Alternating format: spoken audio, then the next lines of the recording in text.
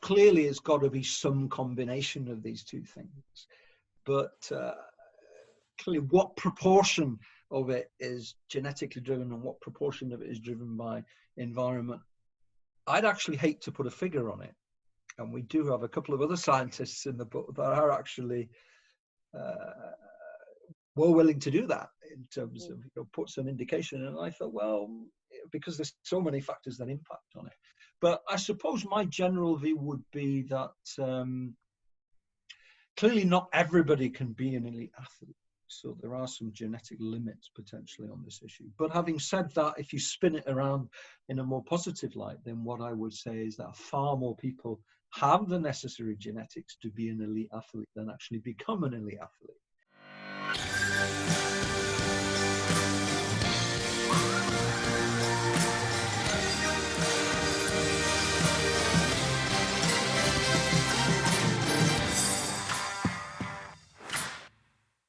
All right, welcome to The Path Distilled. I'm your host, Kevin Harris. My co-host is Lauren Tashman. Hi, everybody. Welcome to The Path Distilled. And we're so excited today. We have Mark Williiams. He's the professor of health and kinesiology at the University of Utah. Welcome to the show today, Mark. Yeah, great. Thanks, guys. Thanks for the invite to come and join you guys on the podcast. I'm looking forward to our conversation. We are too. And so you're one of our guests who you're basically, you're the one that deserves to be hosting this podcast. You've been well published. You've studied sports science and high performance for so long, and kind of take the listeners back to where you first got involved. And let's start with sport, maybe when you were a youth, and then we'll go from there. Yeah, I mean, starting off in the playing sense. I guess like many people brought up in the UK, as you can tell by the accent, I guess soccer was my passion. So I grew up in a fairly remote part of North Wales, actually.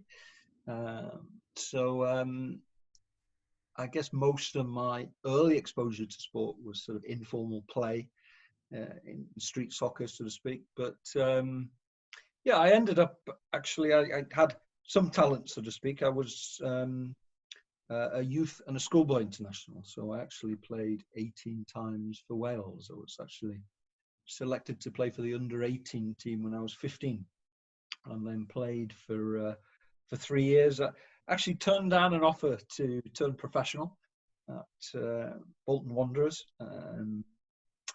I guess in those days there was not as much money as there is these days in soccer.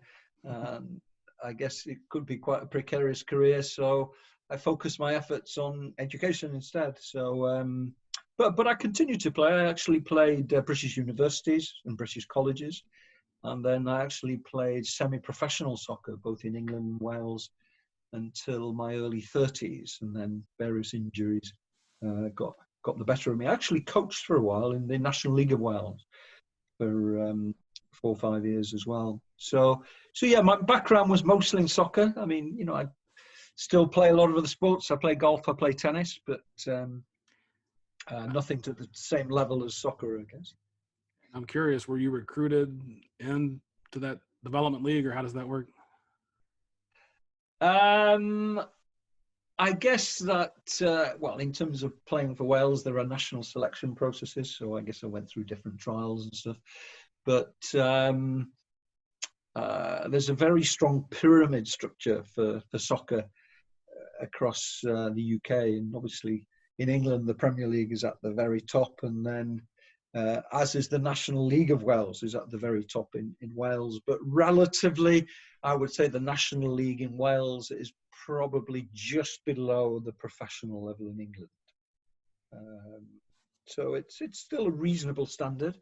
Maybe the equivalent of not the MLS league in the States, but just the one below that. So sort of, I would say they're a comparable level probably. And so did someone identify you as a potential high performer, or how did you get, or did you identify yourself? Was it tryouts or what? No, I mean, there's always scouts that go around and watch games, I guess, and then one taps you on the shoulder and says, "You want to come play for us?" and things of that ilk. But certainly, in terms, I mentioned Bolton Wanderers before. I actually used to go to Bolton I went for at least 3, maybe 4 years every school vacation break. I used to go to Bolton for a few weeks at a time and train with the professionals and the full team. And then they offered me an apprenticeship, as it was then, at 16 years of age, and I turned that down. And they actually offered me a 1-year professional contract when I was 18, but decided against that either. It's probably a good thing. I was too injury prone, and actually I was a central defender, and I'm probably a little bit too short for top level. I'm about 5'10", but helps, I think, if you're over 6 foot in that role.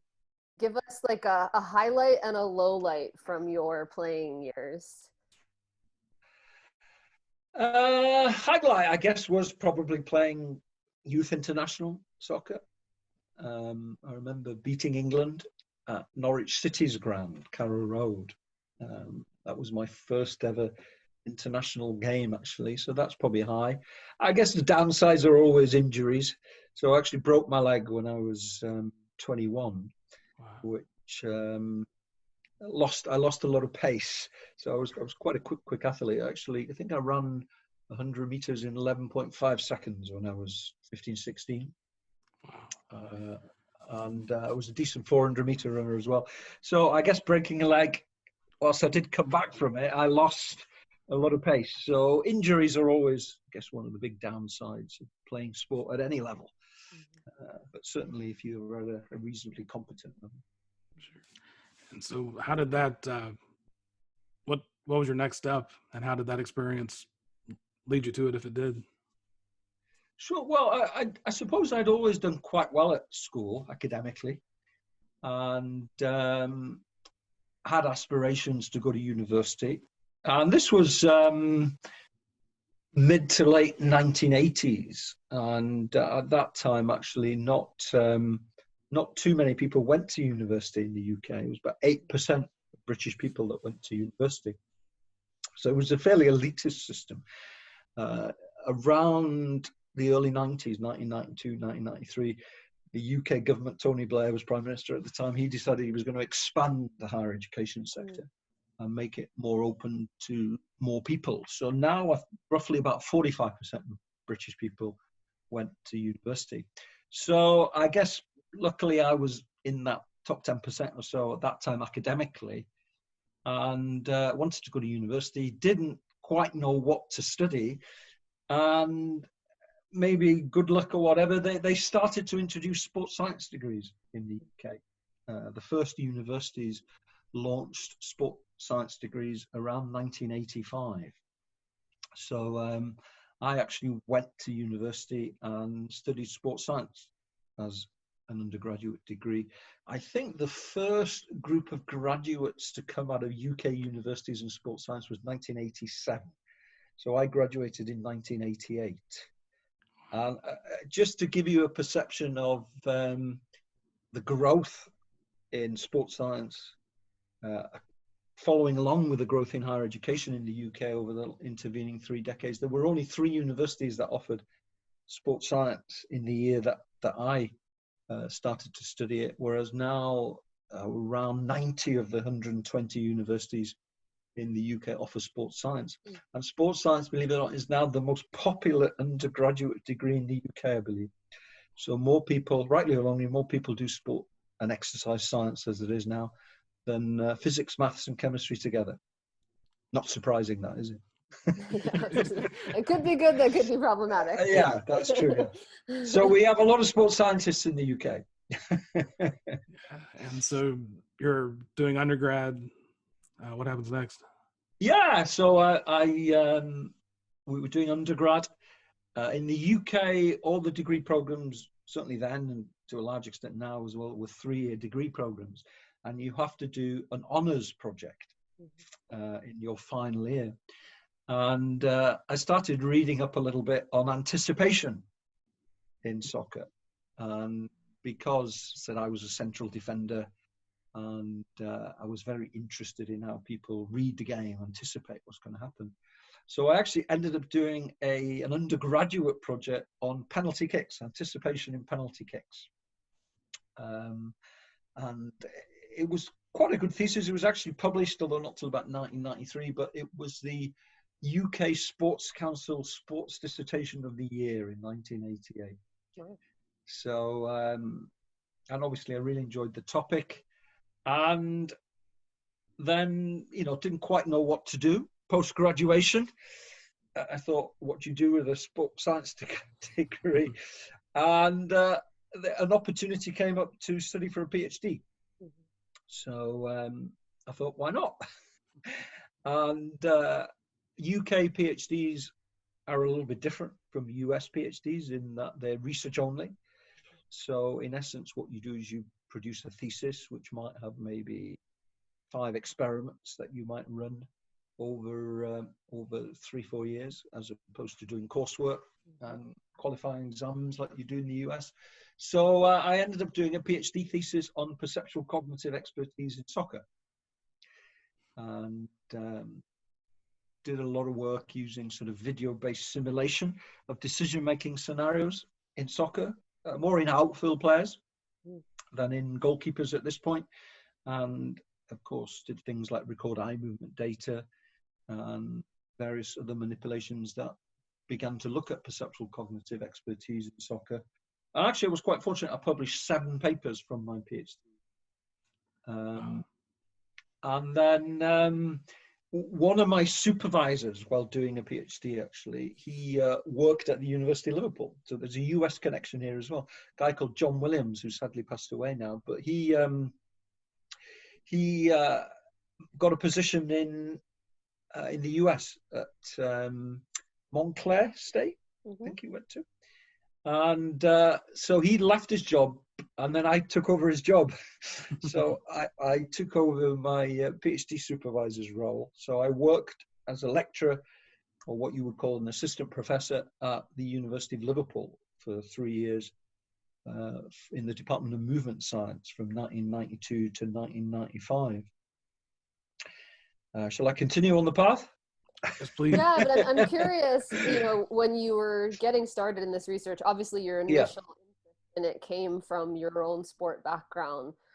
What at that point, just getting started studying this, and exploring kind of anticipation, perception, cognition, all of those things, what did you find that really kept drawing you in to it? And was there anything that surprised you about what you found? Yeah, I mean, I guess as I've tried to convey, I was interested as a player or an athlete originally. And also, I'd already started coaching. So I passed some of my coaching badges at age 18. Actually, I used to go to the US to coach soccer for what was then North American soccer camps in the mid to late 1980s. And obviously I was playing soccer at a reasonable level. So to some degree, it seemed logical that I might be interested in studying issues around perception, decision-making, expertise, and skill learning in soccer. It seemed a natural progression. Although I wouldn't say it was preconceived or pre-planned. It's just also that opportunities arose at the right time, and I stepped into those. And I guess I had some early success. The fact that I published 7 papers from your PhD. I mean, we all know how exciting it is when we get a paper into a journal. So I guess to have had so much success early on was motivating in many, many ways, I guess.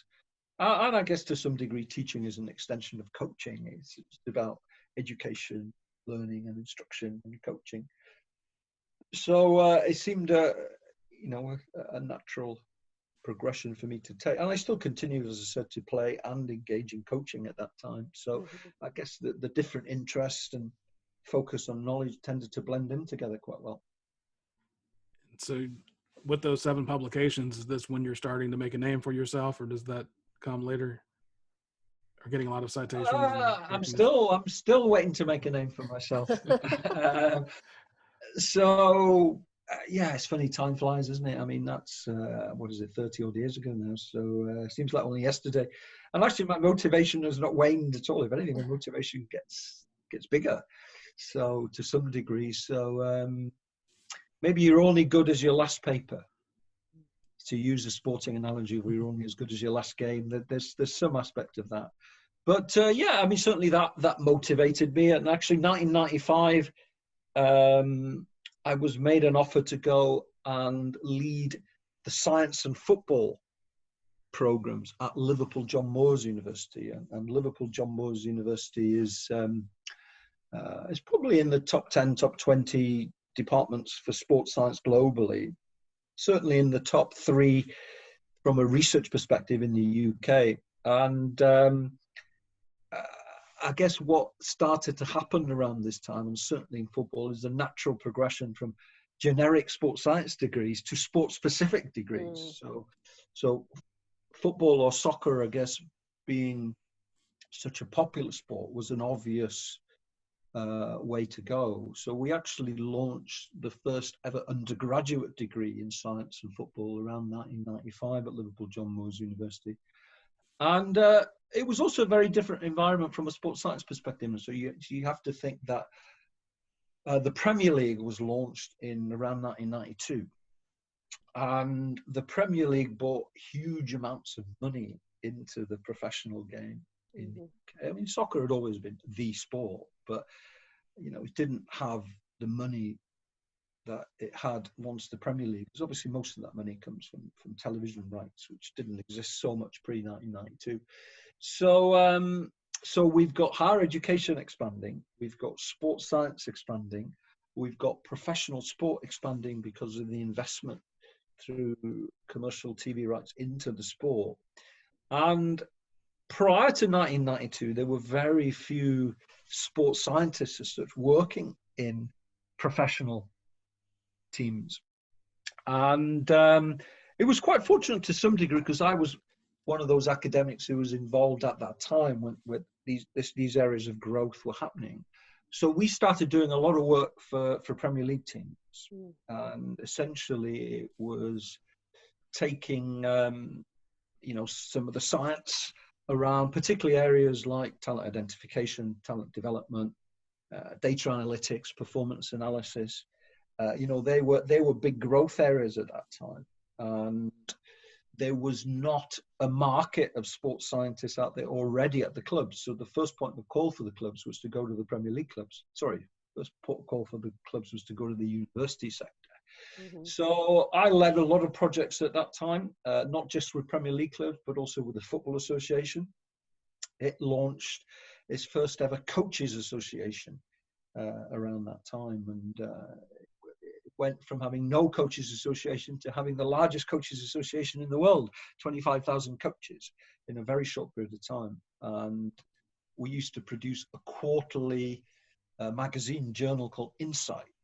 And in this journal, there was a lot of sort of applied information around coaching and so on and so forth. But there was also quite a bit of sports science. So I edited Insight for a decade and used to recruit scientists from different domains: strength and conditioning, diet, nutrition, sports psychology, child development, all the different areas. And we used to have maybe at least a dozen articles in each issue of Insight. So I did some work for UEFA, for FIFA, for professional clubs across Europe, most of the big clubs really. So this was the big growth period. And then once soccer had started to develop in this regard, then you had a lot of the other professional sports in the UK that followed that path as well, which meant that not only were there now a lot of graduates coming out with sports science degrees, but there were also some job opportunities for these individuals in high performance sport. I'm curious, and some of the other guests that we've had that have brought science to the sport or other disciplines, they've met, maybe not all complete resistance, but they met some resistance. Did you have any experience with that? I mean, sure, it was slow to change. And as I said, if you were probably working as a scientist in the 80s, early 90s, yeah, you probably got a lot of that resistance, and you still do. I mean, don't get me wrong; it's not a golden path. I mean, there are still challenges and difficulties, but people generally are a lot more open-minded now to sports science. And if you look at certainly the top Premier League clubs, they've actually got sports science departments that are bigger than most of the academic departments. So I don't know specifically how many sports scientists they have, for instance, at Manchester City, but if you told me 50, I wouldn't be shocked. If you kind of looked at all the areas, performance analytics, strength and conditioning, diet and nutrition, sports psych, and across the academy and the first team, as I said, it's a pretty large department. And of course, we've now got directors of sports science and sports medicine at these clubs. So, so there's been that kind of huge investment, so to speak. So I guess having been there at the start and gone through that, it was quite an interesting part of development, and maybe coupled with that, of course, and other maybe factors that were shaping the environment as well, of course, is the London Olympics in 2012, and the government then started investing a lot of money in Olympic sports, which it hadn't historically done so. I think in Atlanta, we only won one medal, if I recall, certainly one gold medal, but certainly we didn't do very well on the medals table in Atlanta and Sydney, whereas in the recent Olympiad, and then we've obviously been in the top three. So went from sort of one goal to winning 30 goals. And part of that is because of this investment in sports science. So the government created different institutes of sport. So there's an English, Scottish, Irish, and Welsh Institute of Sport. And the English one, I think, employs 400 people. So mostly sports scientists, physiotherapists, and clearly they provide ongoing support to athletes across the sports. And that is funded actually from the National Lottery, which the National Lottery scheme is I know, very popular across the US. And I can't remember the exact time that was launched here in the UK, but it's not that long ago, maybe a couple of decades ago, possibly. Certainly, I don't know, maybe I'm guessing this millennial, within the last 20 years, I would guess.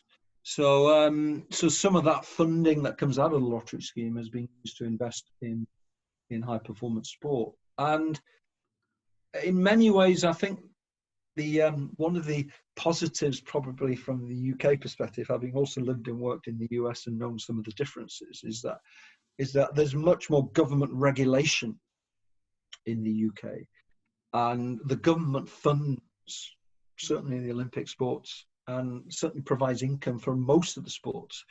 But because of that, the government then has some control over regulation. So there is a necessity for each of the sports to create a coach education framework that has different levels in it. You know, there are constraints around child welfare and safeguarding, for instance. And so there was this big growth in coach education, allied with a big growth in sports science. And also probably coaches are now a lot better educated probably than they were 20, 30 years ago. So there's a lot of people who do sport and exercise science or coaching sciences degrees and then go and work in high performance sport, combining those interests with their coaching background. And I guess that still in the US, it's a little bit different, isn't it? In the sense that, to my knowledge, I don't think any of the top 4 American sports have a formal coach education process. You know, baseball, basketball, American football. Which one have I missed?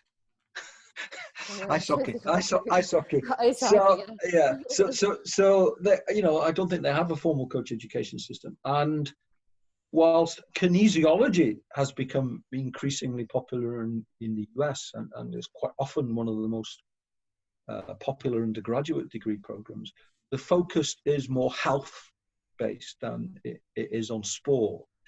So whereas maybe a sport and exercise science curriculum is not tremendously different from a kinesiology curriculum to some degree, but I think the focus, certainly from a research perspective in the US, is a lot more health and kinesiology focused. So the absence of formal coach education in a number of sports, although there are some sports in the US that, you know, do have well-developed coaching systems, like US soccer, for instance, but that's probably because of the influence of FIFA, the national governing body, around the need for this kind of. And I guess the soccer is, of course, a global sport, whereas you could argue that some of those top 4 American sports don't certainly have the global appeal that soccer has. So hence it's much more insular in that regard in focus. So all those things have had a big impact on me. And many academics get kind of defensive is too strong of a word, but they don't like being asked this question. But you've published over 500 journal articles. Was any of that, I mean, that's a high bar to reach. Was any of that strategic, or did it feel like it was happening without a strategy, or how did that come about? I published 230 journal articles, actually. I think probably 500 publications in total by the time you take into account book chapters, books and abstracts. Sorry about that. Well, you've He's raised the bar. Raised the bar 50%. That means I've got to get cracking. So we'll have to cut this podcast short. No, I mean, there wasn't a grand design. I didn't sit down with a piece of paper when I was finishing my PhD and says that I want to achieve this target and that target by this date and that date. I mean, ultimately, I guess my philosophy has been do as much as I can in every single day. So I always stay busy. I'm one of those people actually that I only feel calm when my inbox is empty. So, every night my inbox is empty, and then within an hour or two of me getting up in the morning, my inbox is empty again. So I think my inbox runs my life to some degree, but I guess what I've tried to do is just to keep moving forward, and where possible, keep moving forward quicker than anybody else. And I mean, I've been fortunate to have worked in some great universities. I've been fortunate certainly to have had a lot of good people to collaborate with. And I've been fortunate to have had a lot of PhD students. So I've supervised between 50 and 60 PhD students now, and I've had 10 postdocs as well.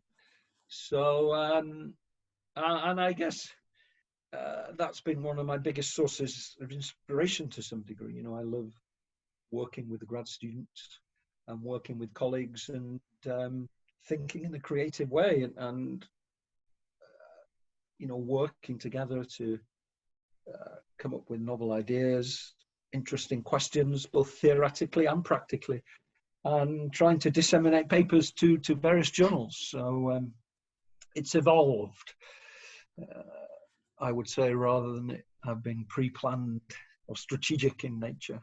Sure.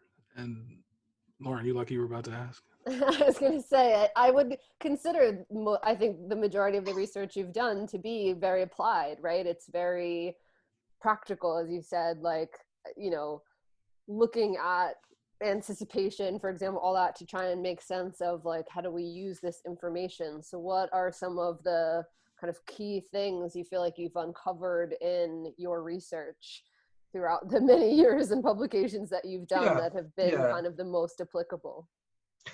Well, I mean, I have had quite diverse interests, and I guess my first love, and maybe my main love throughout life, has been the focus on perceptual cognitive expertise and the development of anticipation and decision making in elite athletes, and also in people in other domains. I mean, we've worked together on some projects in law enforcement, medicine. I'm working on some naval grants at the moment, and have another grant under review on detection and diagnosis of cancer. So, the methods, measures, conceptual frameworks are the same, I guess, and there's still the strong focus on identifying expert-novice differences and exploring how we can develop training programs to facilitate the more rapid acquisition of those skills. So in many ways, it's the same focus, whether it's medicine, law enforcement, military, or sport, or aviation. So all are interesting areas. But that's been probably my main area of research interest. But I've kind of delved off in different directions as well. And I've published in areas related to talent identification, to performance analysis, data analytics. I've published some stuff around deliberate practice and mapping out developmental history profiles. I've done some more traditional model learning work. And even now, I think about sort of projects that I'm involved in at the moment. So I've certainly got 3 or 4 different areas. So I've got some PhD students that are doing work on anticipation and decision making, trying to identify the perceptual cognitive skills that underpin performance. Some of that is sports related, but we also have a project that's going to be starting in anesthesiology shortly. Setting COVID aside. And I actually have a body of work where we're working with US ski and snowboard, where we're looking at the relationships between practice history profiles, some psychological characteristics, burnout and overuse injuries. And we published a few papers, and we've got access to large databases in that regard. And then I've also got some grants under review and some papers that I've looking at falls in older adults. And we've been using virtual reality environments to create spatial navigation tasks, for instance, that are indicative of the kind of environments where older adults tend to fall in. And we've been measuring gait behaviors and gaze data. I'm particularly interested in fear of falling, how fear of falling results in reinvestment of cognitive effort in aspects of movement that have previously become automated. So it's almost as if older adults revert back to an earlier stage of learning. And the paradox, of course, is it makes them more likely to fall in those instances. Sure. So, yeah, it's all about skill, I guess, at one level, whether it's skill learning or skill relearning. So there are a common bond there. But, I mean, some of those directions have probably emerged by virtue of the fact that the availability of resources, that I might have got a grant or a pot of money for work in that area. So it kind of pushed me in that area a little bit. And, or the interest of PhD students. You know, I might have students who might be interested in skiing or falls in older adults or anticipation and decision making. I think that drives the activity. But I suppose I've always been fortunate being able to recruit or garner a reasonable amount of external resources for my research work over the years. Certainly when compared to others in sports science and kinesiology, which is not an area that has as abundant amount of funding as more medical and health related areas. But I mean, as I said, I've had work funded by professional clubs, by FIFA, FA, UEFA, professional sports, and I've had some industrial funding from companies like Nike and Umbro, and I've also had some what you would call federal research funding. So I've been funded by the Biological Sciences Research Council in the UK, and the Economic and Social Research Council, and then when I worked at the University of Sydney, I was funded by the Australian Research Council. And so one of my aspirations remains is to have had federal research funding in the UK, Australia, and the US. So I have an NIH grant that got a good score recently. So I'm keeping all my fingers crossed that when I submit that, we might hit the jackpot. But I'm also looking at other sources of funding related to the Department of Defence and performance in combat situations. I want to make sure to give you time to at least get your mention your book that's coming out December 1st in the U.S., right? Book? What book? So tell us about the book that's coming out. Yeah, it's. I mean, I've actually written quite a few books over the years. This is my 18th book, actually, but all the others have actually been academic books, so both authored and edited. There we go.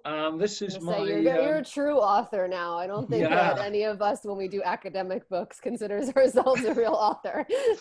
No, you've made it now. That's right. So this is my first venture into popular science, and it had been on my mind for a few years. I'd kind of read a lot of similar books like Outliers and Bounce by Matthew Said, and some of Epstein's books. And whilst all those books were very well written, I guess I always felt that I wasn't sure that they were always true to the science. Mm-hmm. So there is an argument here that And here's a quote that I've used a few times, in the sense that I think coaches and maybe journalists think in black and white, whereas scientists think in shades of grey. And probably, whilst all those books are exceptionally well written, there is a tendency to dramatize the science, so to speak, and to present it in a very black and white format. You know, this is it, this is what's been found, whereas, as we know, science is never that clear. So I'd have aspirations to write a book, and I thought it would have broad popular appeal. And I probably, in terms of formally moving forward with it, maybe around 3 years ago, I thought, yeah, let's look to do this. So I actually drafted a proposal. I was working on my own at that time. And there was a lot of initial interest in the book, or the proposal of the book. And I struggled a little bit, because I think people thought that my writing was too academic. So whereas to some degree I consider myself a good writer, and certainly people tell me that I'm a good writer, but I think that's probably only for a scientific audience and or coaches. I've obviously written a lot of coach education stuff. Whereas if you're trying to put ideas across to a mass market, then obviously there's a different style of writing involved. So I was introduced to Tim Wigmore. So Tim is a journalist who is a sports writer for the Daily Telegraph, one of the broadsheet newspapers in the UK. We were introduced actually by Matthew Said, who wrote Bounce and has written Rebel Ideas and quite a few popular science books. So he thought we would be a good fit. And it's been a very interesting journey in the sense that, and it's been a great learning experience. So, and what I like most about the book actually is that it does, in my opinion, provide a nice balance between having a strong entertainment element to it, because there's a lot of biographical information, a lot of interviews with elite sports performers. So again, we didn't set out, well, these are the list of athletes that we know we'll interview. We kind of evolved. And maybe even Tim surprised himself in regards to the people that we were able to get on the book. People like Steph Curry, Deladon, Marcus Rashford, Pete Sampras. I mean, we probably got a good between 50 and 100 sort of some of the best athletes in the world. Some recently retired, some still playing.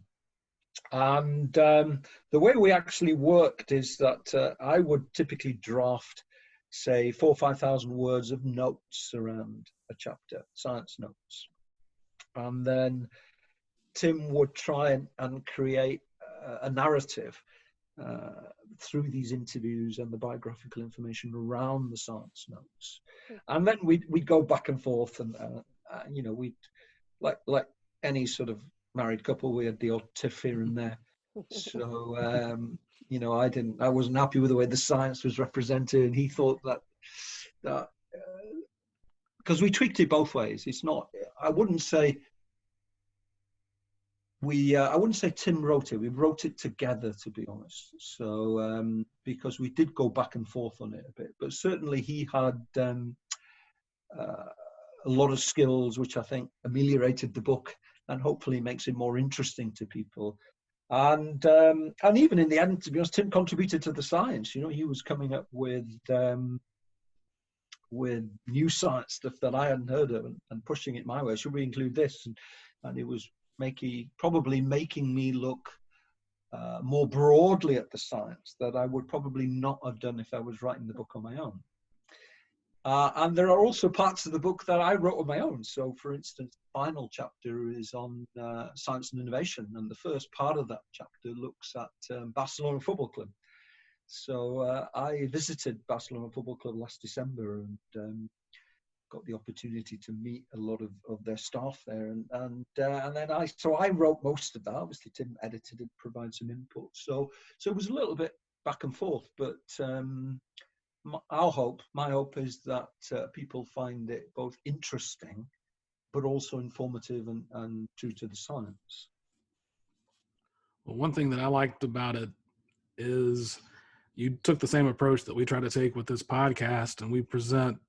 You mentioned earlier the seeing the gray area, and we try not to say it's all one way or the other, and we like to listen to both, or at least present both sides of the argument that have been presented in the past, and you've done a great job doing that.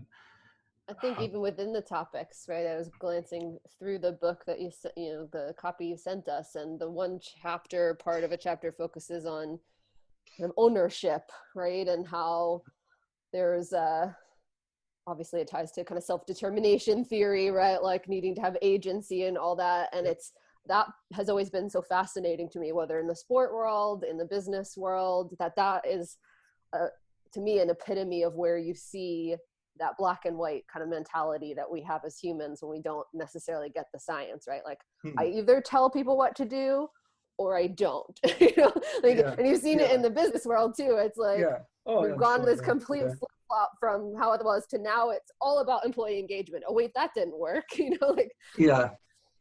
Well, there's always a saying that goes, if you hang around long enough, things always come back round again. But I mean, the book, oddly enough, perhaps not surprisingly in hindsight, reflects 30 years of work in research and in higher education. I mean, just trying to think quickly. Certainly, off the top of my head, my research is mentioned at some point in at least 2/3 of the chapters, if not more. So these are all topics and areas of interest from my perspective. So again, for your listeners, the book is really split into 3 sections. So the first part of the book looks at some of the environmental and cultural influences on the development of expertise. So we cover topics like the role of family, siblings, where to be born, when to be born through the relative age effect process. And then we talk about the importance of street sport in the development of elite athletes. And then we talk about talent identification and whether there are any early markers of talent or not. So the focus is on culture, environment, systems, structures. And then in the middle section, we shift our attention towards looking at some of the key adaptations that occur as a result of prolonged engagement in practice. So the opening chapters look at, as I said, the topics close to my heart, like the development of anticipation, decision-making skill, game intelligence, why athletes are so super intelligent in their own domain. And we look at, for instance, how athletes can strike a ball in sports like baseball and cricket when the ball's traveling in excess of 100 miles per hour. So again, that's anticipation in sort of interceptive tasks as opposed to invasive team sports. But again, it's important. Then we look at deception and disguise. And then we shift a little bit to looking at some of the psychological characteristics that underpin expertise development. So we look at factors like passion, interest, motivation, mental toughness, grit, resilience, and also talk about how some of those psychological characteristics are important in avoiding choking and being able to perform under pressure. And then there's some chapters that go in slightly different topics. There's one chapter on teams, expertise in teams and what that means. It's one of those areas that I haven't done a lot of research work in myself, if any, but it was interesting. So that was, Tim was keen on running that chapter. I wasn't keen on it to start with, but I think it turned out all right. And we actually found more science than we thought we had. So that was one that I had to dig around and get some input from people who are more familiar with that team expertise literature. And how to win a penalty shootout. So England, of course, have not had a successful history of penalty shootouts in World Cups, and they actually won their first ever penalty shootout in the last World Cup. So there's a whole chapter about that. But it sounds like a fairly abstract topic, but it's not when you look at the detail of it and the research work that underpins it, actually. There's probably a lot of information there that may be relevant across a number of different domains around preparing for performance. And then in the last section, we shift more towards practice and instruction. And there's a chapter in there on deliberate practice, which was probably the hardest chapter to write in the book, actually.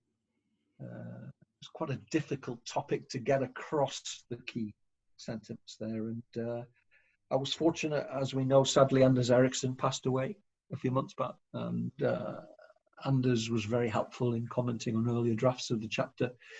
So I managed to get his input, thankfully, before he passed away.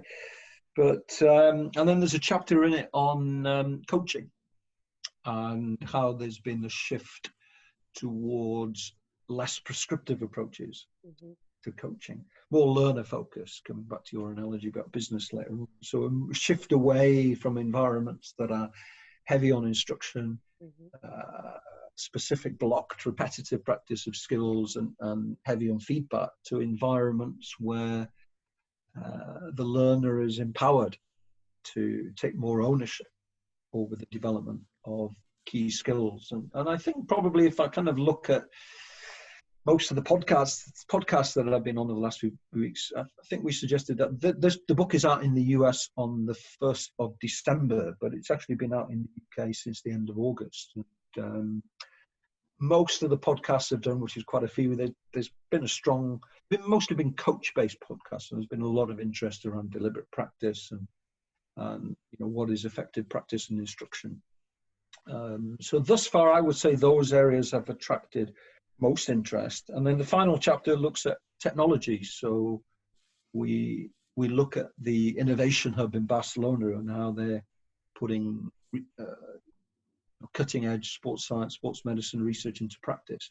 We look at the developments in virtual reality technology and how that's being progressively used more and more in high-performance sport. And we look at some neuroscience issues. We look at sleep and how neuroscience research can perhaps help contribute greater knowledge and understanding to the way expertise is developed.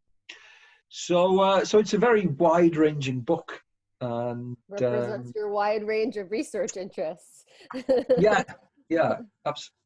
Absolutely. So so I think my hope is it'll appeal widely. I think scientists will find something in it because of the fact that it's true to the science, and I think they'll sit okay with that, I hope. And coaches, athletes, there's material in it for parents, so it's kind of pitched at a level that will appeal quite widely, we hope. Sure. And going back to my comment earlier and kind of building on what you just said, I think you do a really good job if you discuss the 10,000 hour quote, 10,000 hour rule, and why it may not be actually a rule. And but just because someone does it sooner or later, before 10,000 hours, or even if it takes longer, you talk about the subtleties of what that means, and then generalization versus specialization. You talk about, the subtleties and understanding it. And I don't want to give anything. I want them to go check the book out, but I think you do a great job of unpacking a lot of the issues that have come up as this field has evolved, and kudos for that. Yeah. I mean, that was just to take that topic you mentioned there. I mean, clearly there is some support for specialization. There's some support for diversification. There's some support for early engagement. And ultimately, there are strengths and weaknesses with all of those approaches. And the question of which one is best is really very context, athlete, and sport dependent.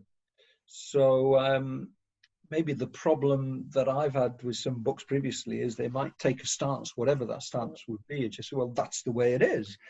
And then obviously as a scientist we'll go, well, no, it really depends. And these are the factors that influence that.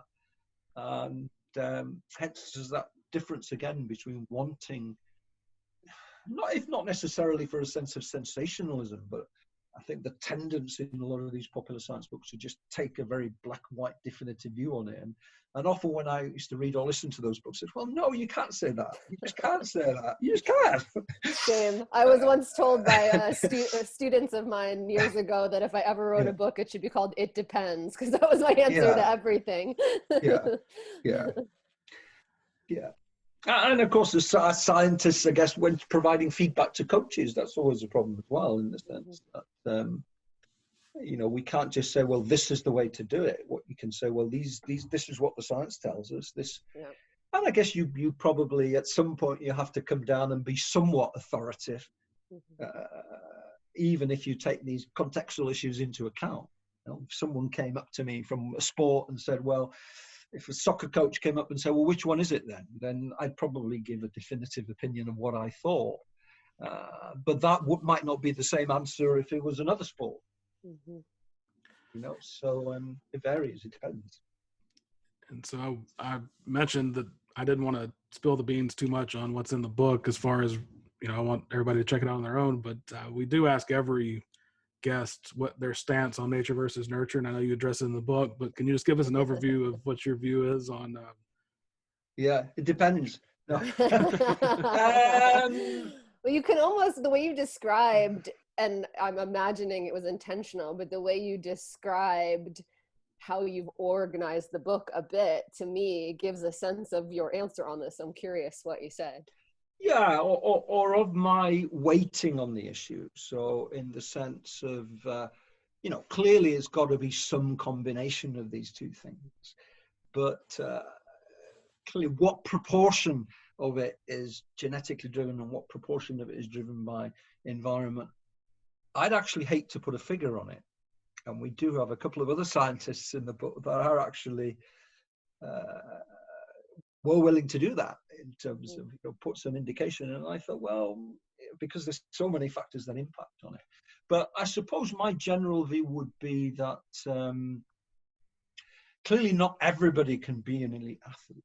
So there are some genetic limits potentially on this issue. But having said that, if you spin it around in a more positive light, then what I would say is that far more people have the necessary genetics to be an elite athlete than actually become an elite athlete.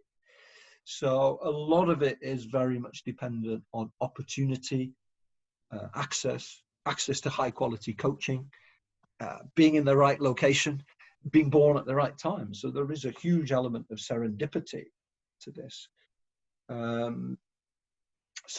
But these factors will always override. And there are lots of things that we really don't know the answers to in regards to, for instance, we know that we have certain predispositions, for instance, towards certain psychological dispositions, but we don't know to what extent these psychological characteristics are genetically determined and to what extent they're shaped by the environment.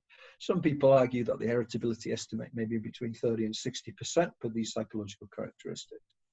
And it depends on how you look at that, doesn't it? I mean, some people might look at that and say, well, I told you it's all about genetics. And then other people might look at that, well, I told you it's all about environment, because that's 40 to 70% of performance that's shaped by the environment.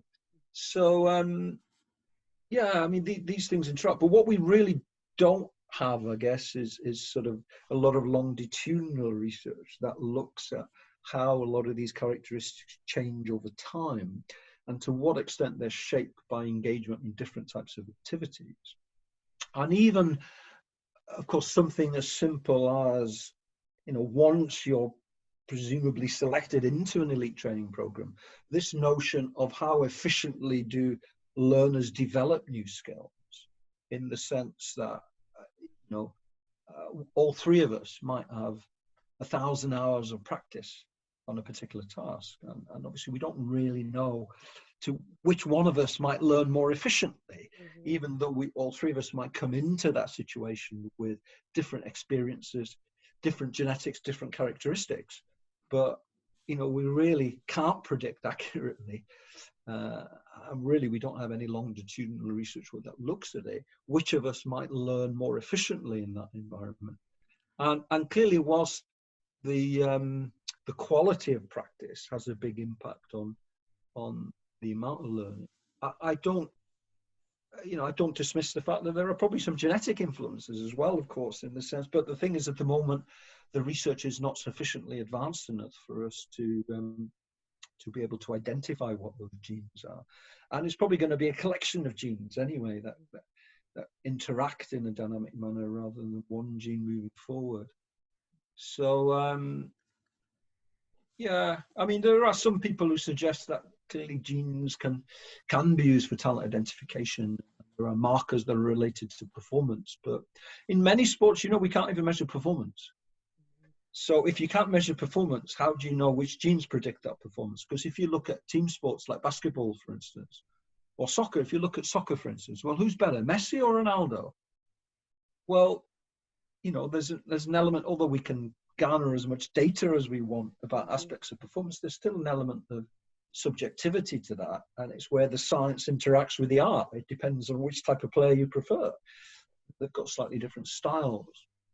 So because we can't therefore accurately quantify performance, I mean, it's easier in sports like the 100 meters dash or shot put or javelin throw, but in a lot of these team sports, it's hard to measure performance. And if we can't accurately measure performance, how do we know which genes are going to predict what aspects of performance? Also about not really actually always being able to define expertise either, right? Like what is an expert in some domains? Yeah. It's interesting actually that, I loved Anders. I had a huge amount of time for him, and he was probably, I think I've said this a few times before, but he probably had the biggest intellect of anyone that I met, actually, and his ability to engage one in philosophical thinking about bigger picture issues. Do you remember the first time you and I met, Mark? Do you remember that? It was I'm going to have to say no here. I'm sorry. Okay, so it was in the research lab, and I had just started working on the project you guys were already working on with the police officers, right? The interviewing them for their stressful calls, right?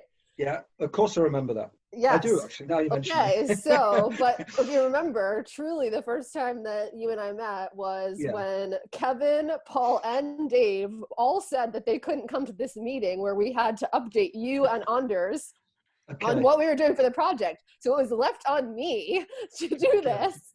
And I remember sitting in the room with the two of you going, I have no idea what I'm doing here. I can't even understand what they're saying.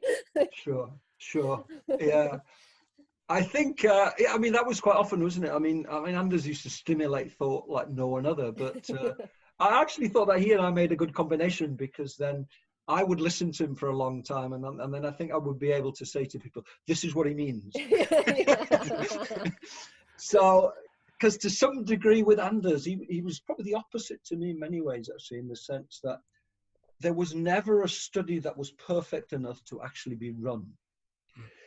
So there was always a debate about shifting and changing the design in some shape or form. Whereas my approach would, my approach would be, let's get it done. Let's get the data done. Let's get it out there.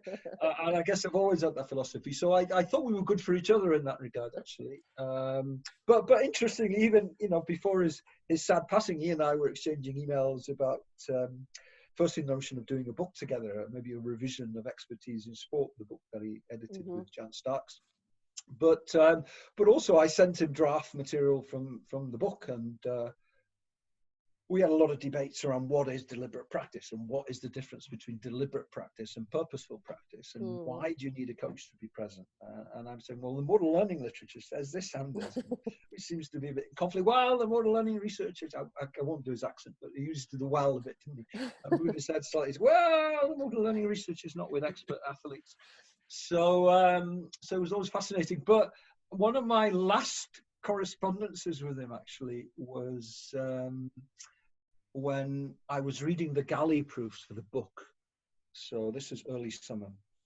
And I said, Anders, thanks for your input on the book. Here are the galley proofs if you want to have a look through. And I actually said to him, would you mind providing a pull quote for the front cover? In typical Anders, because didn't like to offend anybody, and he came back and he said, yeah, nice book, very well written, he said, very easy to follow, very entertaining, but it's very controversial. And I was like, really? What's controversial about it? I thought, but I suppose thinking about it, I mean, clearly Anders was not the strongest proponent, for instance, for the role of genetics, given the importance of deliberate practice. So the fact that I would say, well, we're not sure and what proportion and nature and how they interact might, I guess, be controversial from Anders' point of view. But sadly, sadly for all of us, after his passing, I'll never find the real answer to that, because he never actually responded to my email where I said, and I'm joking aside, because I said he was a wonderful man, and but he was always so positive and supportive anyway that he would take to it. But I would hope he at least agreed with large parts of it, if not all of it. Well, did you ever debate Paul Ward? The book with Paul, or just generally with just Paul? in general, did you ever debate Paul?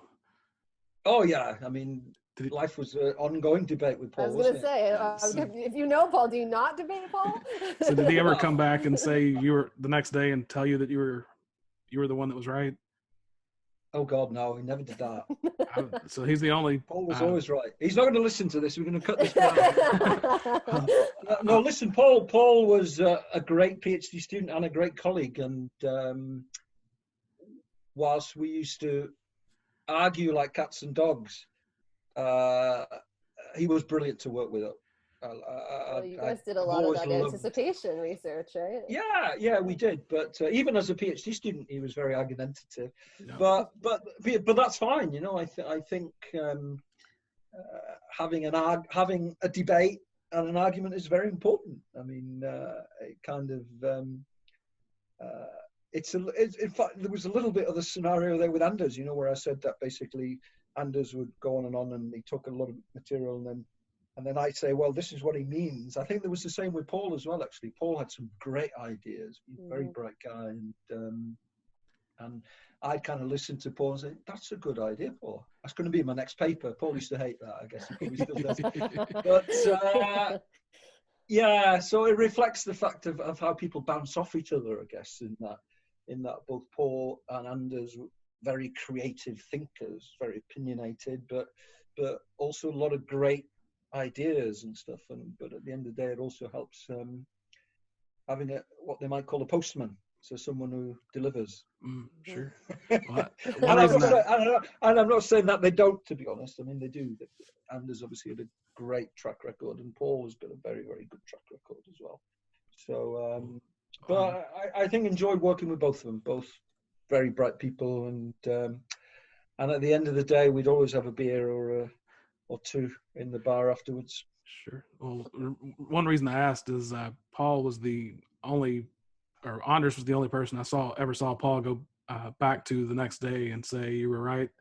They argued, they debated. It was always a debate, never an argument, but they debated for what seemed like 8 hours one day. And Paul left kind of ready to prove him wrong. And then the next day he went back and told Anders he was actually correct. Okay. Yeah. I never did that to me. I don't think. I think I was always wrong, but I still, unless you've got that recorded, I still don't believe it happened. I think Paul would have gone back and said, Anders, you may have been right under these conditions. Yeah, that does sound like Paul. True. And there's got to be a qualifying statement in there somewhere. Yeah. So did anyone ever follow the 20-month-old that was signed to the football club? Did he become a success? Yeah, I remember that story, but I can't remember the specific detail of it now. Although, interestingly, in the book, actually, the chapter on talent identification focuses on Freddie Adu, part of it, the early part of it. If you recall, he was the biggest thing ever to hit American soccer at that time when he first broke onto the scene, and you know, he was meant to be the savior of US soccer, but he never quite did that. And well, I think he went through various clubs and then drifted out of the game, although I'm sure I might have read something recently that he's back playing somewhere again. But, you know, he had what a lot of people thought was talent at a very early age. But that talent didn't materialize, didn't develop, or maybe the environment wasn't right to bring out that talent. I think that's always been, one of the most fascinating things to me, right? Is I think we always look at talent, expertise as like a place you arrive at. And it's always been this very internally focused, right? Like, do you have what it takes or not? But we see that environment plays a role. Like how many, I think football is a good example of that. How many football players arrive, onto the pro scene and are expected to be do amazing things, and they don't. And then maybe their career kind of fizzles out for that, or maybe they switch teams and then they become that, great player that they were before. So maybe there's environmental things change over time. Like I think Tiger Woods is a good example of that, right? Like he had such a great career. People called him talented, but if you look at his history, I don't know that you can see just that, right?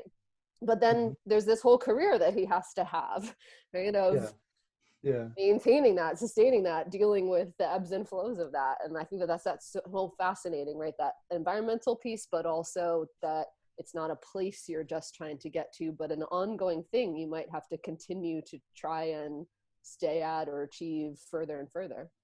Yeah, sounds like you're describing an academic career as well there to some degree. Yeah, absolutely. Any career. Yeah, I guess that the key issue perhaps is that development is non-linear, in that it's not just a steady straight line. Sometimes there are ups, sometimes there are downs, sometimes there are troughs. Sometimes there are great periods of performance, I guess, and that's probably the same in life, I guess. But it's dealing with those ups and downs that is important.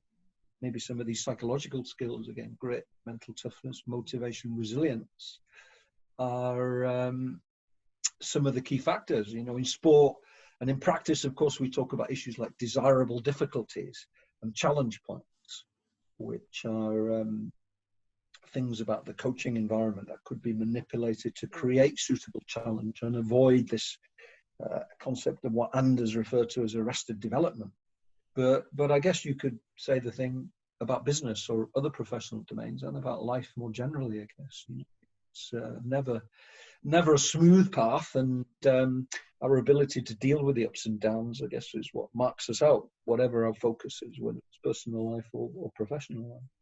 I think also, right, societal changes. I mean, you talked about, technology being the last part in your book, but also just in general. I have to look into this research more, but I read something very brief the other day that one of the original authors who looked at, multidimensional perfectionism, right, self-oriented perfectionism versus other-oriented versus socially prescribed, has worked with another colleague to look at the changes in this across generations.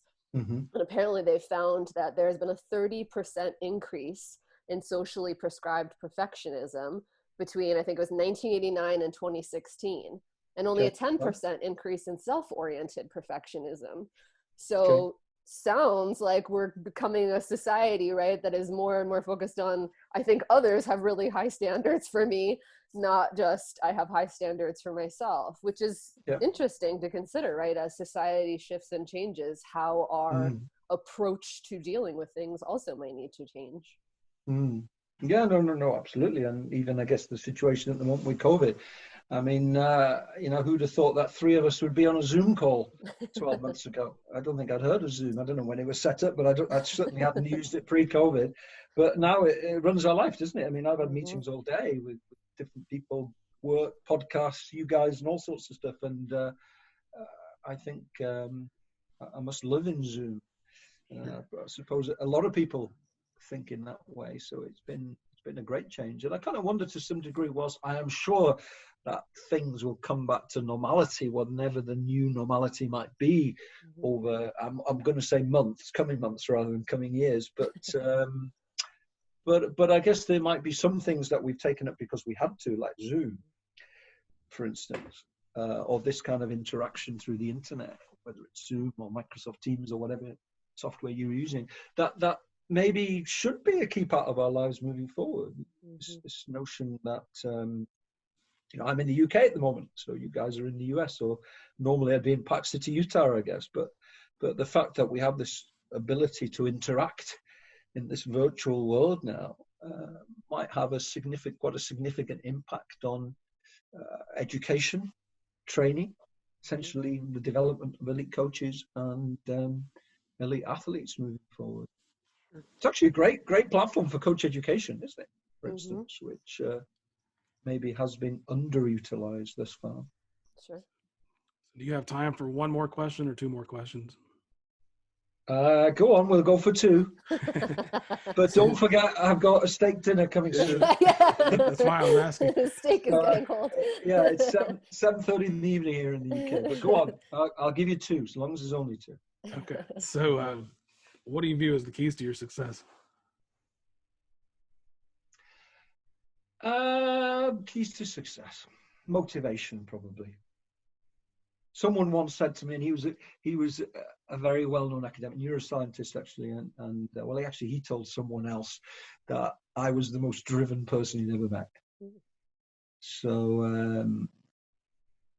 I won't say I'll disagree, but I think where that motivation comes from, I don't know. But in essence, I still remain, as I said earlier on, probably as, if not more motivated now than I was today.